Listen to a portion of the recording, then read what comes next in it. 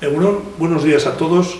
Me vais a permitir que me presente primero sin mascarilla, simplemente para que me pongáis cara, pero que inmediatamente, por respeto a todo lo que voy a contar y a la persona que está conmigo hablando, me ponga la mascarilla.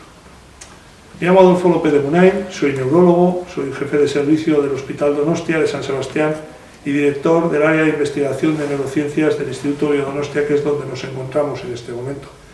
Pero no estoy hoy en calidad ni de neurólogo ni de director de investigación, sino estoy en calidad de amigo de la Castola de Quinta, donde pasaron sus años escolares mis hijos hace ya unos cuantos años. La dirección del centro me ha pedido que haga unas pequeñas reflexiones dirigidas a los padres y también a los alumnos, que hago con sumo gusto para ver si podemos colaborar entre todos, que este inicio de curso escolar que se presenta tan incierto realmente sea un éxito y que podamos superar esta crisis como otras. Voy a contar brevísimamente algunas cosas que creo que las habéis oído tantas veces por los medios de comunicación que no será necesario, pero no está de más nunca recapitular dónde estamos. Nos enfrentamos a una pandemia, es una situación inédita, pero una situación inédita para una generación que ha vivido prácticamente protegida de todo tipo de cataclismos. Hemos tenido esa suerte durante la gran mayoría de nuestra vida, pero si preguntamos a nuestros abuelos o a nuestros bisabuelos, la presencia de las enfermedades infecciosas era bastante frecuente. Nos habíamos olvidado de ello y la pandemia nos ha venido a recordar que somos seres biológicos y que por lo tanto estamos expuestos a este tipo de problemas. El mecanismo de contagio lo sabéis perfectamente, es un mecanismo a través de vía aérea, en función de las partículas que emitimos cuando estamos hablando, de ahí la importancia de la mascarilla, tanto para nosotros, para no recibir esa influencia, como también para proteger a los demás. Son partículas que asientan en el tubo respiratorio y que después de una fase, diríamos, en las que se ventila, si el individuo tiene capacidad inmunitaria suficiente para defenderse de ella, produce una infección pulmonar que en los casos más graves produce una neumonía bilateral, un compromiso respiratorio y una gravedad que obliga a que el paciente esté en intensivos, muchas veces en situación pronada, boca abajo, para facilitar la ventilación de las partes posteriores del pulmón y que desgraciadamente en algunos pacientes produce la muerte. Una característica de este virus es que es un virus muy infectivo, es decir, es mucho más infectivo que otros virus respiratorios y que es relativamente benigno en una gran mayoría de pacientes, pero como infecta a mucha gente y además de forma muy rápida, muy explosiva, genera grupos de pacientes que tienen clínicas simultáneas que pueden colapsar, como ocurrió el mes de marzo y abril, el sistema sanitario. Una parte de estos pacientes que ingresan en el hospital, aproximadamente un 10%, van a sufrir una forma grave de la enfermedad que va a ocasionar que vayan a intensivos. Y de estos, la mortalidad de estos pacientes oscila de unos hospitales a otros, pero puede ser hasta de un 30 o 40%. La enfermedad produce gravedad por dos cosas. La primera, por la vulnerabilidad del sujeto, y esta depende de la edad y de las patologías. Por lo tanto, todos los que tienen más de 60 años, los que tenemos más de 60 años, tenemos una cierta vulnerabilidad con respecto a los más jóvenes. En estos segmentos la enfermedad es grave, pero es grave sobre todo por el contexto. Hay que recordar que casi un 70% de los ancianos mayores de 90 años que se han infectado han sobrevivido a la infección. Por tanto, es una infección grave, pero es una infección terrible porque afecta a mucha gente. Respecto a la mortalidad es alta, pero como digo, el 70% de los pacientes mayores de 90 años han sobrevivido. Por debajo de los 60 años, la enfermedad puede producir también síntomas, y a veces son síntomas graves, y también por encima de los 60. Y hay una forma de enfermar con esta enfermedad en la que lo que realmente pone en una situación de grave crisis al sujeto es la propia reacción del sistema inmune, lo que se ha llamado la tormenta de citoquinas, que hace que el sistema defensivo agreda al virus, pero de paso produce un daño irreparable en los pulmones. Por eso, de la primera fase de esta ola de la pandemia, hemos aprendido que quizá los corticoides, que en general no solemos usar en enfermedades víricas, pues puede ser un buen remedio para tratar de disminuir la inflamación. Este sería un poco el panorama. ¿Dónde estamos en este momento? Pues creo que los que estáis leyendo los periódicos, oyendo los telediarios, lo podéis ver. Después de las fases de desescalada, ha habido un cierto relajamiento, va ligado fundamentalmente a la movilidad, y esto ha hecho que la enfermedad, que nunca desapareció, pues haya rebrotado. Creo que solo ha habido en toda la serie histórica un día en el que no hubo ningún contagio. Siempre hemos tenido contagios menores que cuando la gente se ha movilizado, pues nuevamente han repuntado. Y este es el motivo de que nos encontremos ahora en una situación que en términos numéricos se puede parecer a la situación de marzo, pero que es muy diferente. Y voy a tratar de explicar. En marzo nosotros nos encontramos con la epidemia, diríamos, con toda la fase previa que había transcurrido de forma silente. A lo largo del mes de febrero había habido determinados casos que habían producido un número de casos de muertes y de afectación que pasaron como cuadros gripales que no se identificaron. Y nos encontramos a partir del 13 de marzo con una situación explosiva porque el virus había entrado fundamentalmente en las residencias de ancianos donde había mucha población vulnerable. En este momento nos encontramos con una difusión de la enfermedad que es una difusión extensa, comunitaria, pero quizá la población más vulnerable, población mayor de 60 años, ha aprendido la lección y en general nos protegemos más. Vamos siempre con la mascarilla. La mascarilla, aprovecho para recordar, no se lleva así, no se lleva así, ni se lleva en el brazo. La mascarilla hay que llevarla cubriendo la nariz.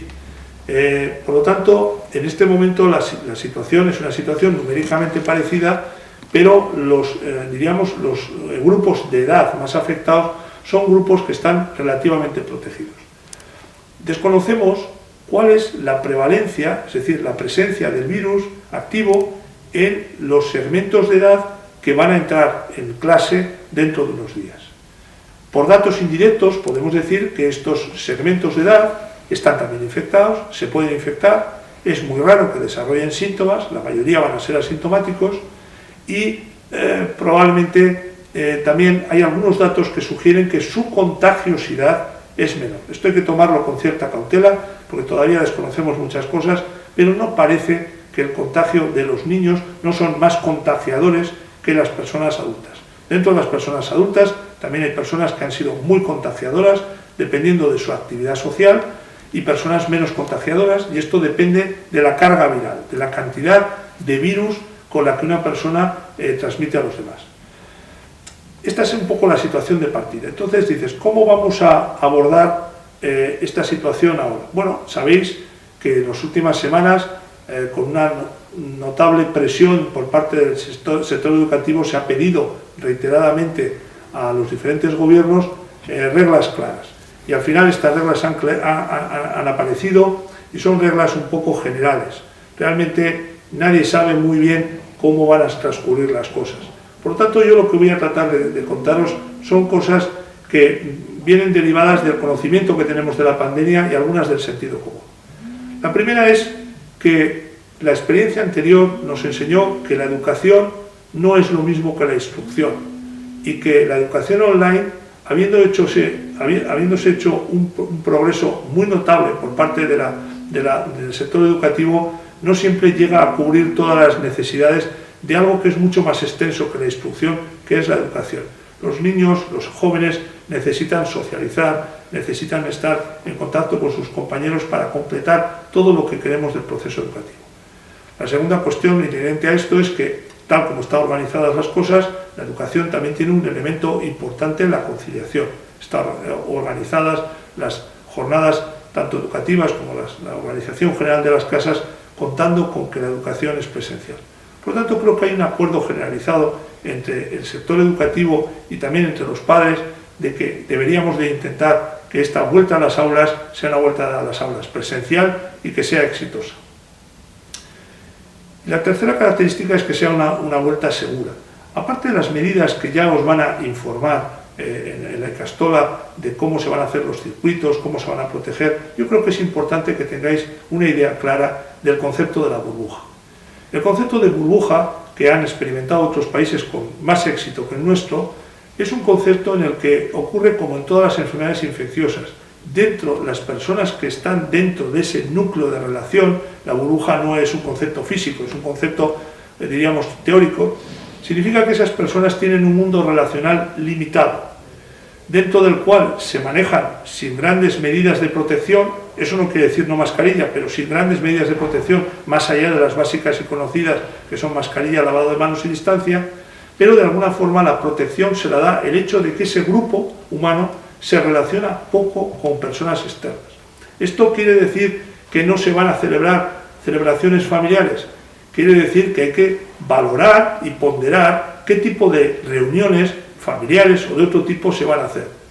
Si una reunión es posponible, mi consejo, yo lo he hecho en mi servicio, se han pospuesto todas las celebraciones y todos los eventos que no son indispensables, incluidas las sesiones que se hacen online.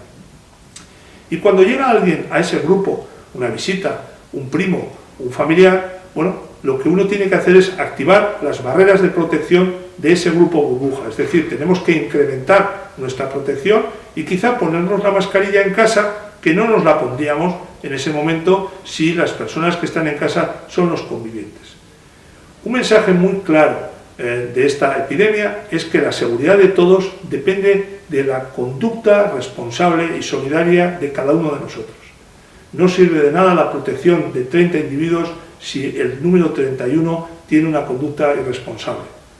Creo que es un ejemplo y también una oportunidad de poder inculcar a una generación algo que hasta ahora solo podían aprender de forma teórica, que es el concepto de la solidaridad y el concepto de la protección colectiva. Esta epidemia ha puesto de manifiesto muchas cosas. Ha puesto de manifiesto que no somos iguales, que hay personas que tienen dificultades para obtener los medios que les sirvan pues, para poder continuar con la educación, pero también que nos necesitamos unos a otros. Y en ese sentido el mensaje para vosotros, para los padres, es que tengáis la idea de que la protección de este año escolar que va a empezar y que creo que vamos a pasar todo el año bajo esta premisa. Las vacunas van a llegar, pero dudo que las vacunas tengamos la seguridad suficiente como para poder estar seguros de que estamos protegidos antes de la finalización del curso escolar. Por lo tanto, la defensa del modelo presencial de educación va a depender fundamentalmente de ese concepto de que estamos todos embarcados en un mecanismo de protección colectiva. Y esto implica todas las actividades, no solamente las que se hacen en la Ikastola, por supuesto, sino las que se hacen fuera de la Ikastola. Actividades deportivas, vuestras actividades de ocio, donde tenéis que tener siempre en la cabeza que estáis dentro de una burbuja cuyo objetivo es proteger esta educación presencial y que esto lo debe hacer todo el mundo. Debéis de estar vigilantes y este mensaje se repetirá también para los alumnos para intentar entre todos. Sabéis también que inevitablemente es probable que en algún momento aparezca algún caso positivo, tanto entre los trabajadores como entre los alumnos. El primer mensaje que me gustaría trasladar en esto es de tranquilidad, en el sentido de que, como os he dicho al principio, la afectación clínica de los pacientes positivos en general suele ser muy pequeña. Por lo tanto, no tengáis una especial preocupación por el caso concreto, pero sí para tomar las medidas que son importantes. Se ha discutido mucho sobre el mecanismo de hacer más PCRs, y se han hecho muchas PCRs, pero si después de las PCRs las personas no toman actitudes responsables de confinarse inmediatamente significa incluso antes de que esté el resultado de la PCR, y se informa a todos los demás mediante las aplicaciones que espero que se pongan en marcha en breves días, como Radar COVID, no hacemos nada. Por lo tanto, la primera medida es tener claro que después de hacerse la PCR hay que confinarse. Y luego, si hemos hecho bien lo de las burbujas, pues teóricamente lo que habrá que hacer será microconfinamientos en pequeños grupos que no afectarán al curso entero de la Ikastola. Por eso las medidas que a lo largo de todo este verano la Ikastola ha estado diseñando para tratar de poder compartimentar la actividad. Yo creo que con estas medidas, al menos con lo que conocemos ahora, tenemos una posibilidad de poder abordar este curso educativo con cierta tranquilidad y con éxito, que será que pueda ser la educación presencial. Y por último, espero que no, pero cabe la posibilidad que entre alguno de vosotros exista alguien con dudas respecto a la realidad de esta pandemia o directamente negacionistas. Yo me gustaría que no confundieseis y que no os confundiesen entre lo que es una crítica que puede ser razonable a las medidas que las autoridades sanitarias o de educación han podido tomar. Hay cosas críticas que yo también critico, con la negación de la mayor. La pandemia, desgraciadamente, es una realidad. Y por último, cuando llegue la vacuna, también hay personas que tienen opiniones en contra de las vacunas. Creo que es importante que podáis formar vuestro criterio pero sabed que las vacunas deben de tener un proceso de fabricación y de validación y de estandarización muy exigente. Por eso hay algunas vacunas que han sido puestas en tela de juicio, porque los plazos son los plazos, pero que las vacunas salvan millones de vidas todos los días en el mundo es una realidad incontestable. Por lo tanto, me gustaría transmitiros este mensaje, porque sé que hay mensajes contrarios en este sentido. Finalmente, ánimo. Creo que la comunidad educativa de Quinza tiene las posibilidades de que esta sea una tarea exitosa, y quiero recalcar que esta es una tarea de todos. No es la tarea ni de la dirección ni de los profesores, es una tarea de todos, desde el primer trabajador hasta el último alumno, y yo estoy seguro que con ese principio y esa actitud lo vais a conseguir. Gracias.